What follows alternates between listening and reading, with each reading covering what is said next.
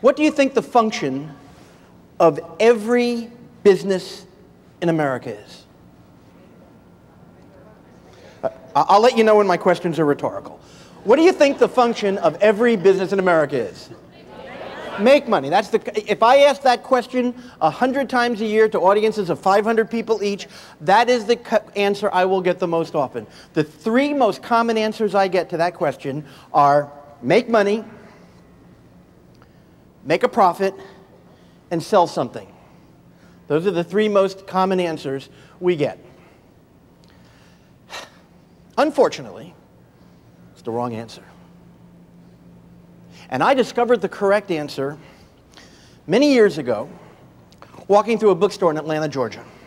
Walking through the bookstore, and I saw a book on the bookshelf titled The Marketing Imagination by a man named Ted Levitt. Are any of you familiar either with Ted Levitt or The Marketing Imagination? A couple hands went up, okay. Ted Levitt's a senior marketing fellow at Harvard University. One of the most respected marketing writers in America. In one of his articles was the most requested reprint in the history of the Harvard Business Review. Very well respected. And he said that making money is not the function of a business. He said making money is the goal of the business. And when you confuse the goal and the function, you limit success or invite failure. Now, what did he say the function was? He said the function of the business, very simply put, is to acquire, get, and maintain, keep customers. To get and keep customers. When I read that, it was like my whole life changed. I've been speaking on sales for several years at that point. I'd written this book, Non-Manipulative Selling, which has been in continuous print for 25 years now.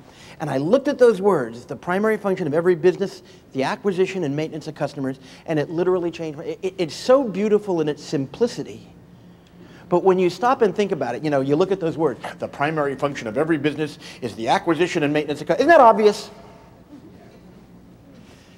You know, we're going to have a problem here.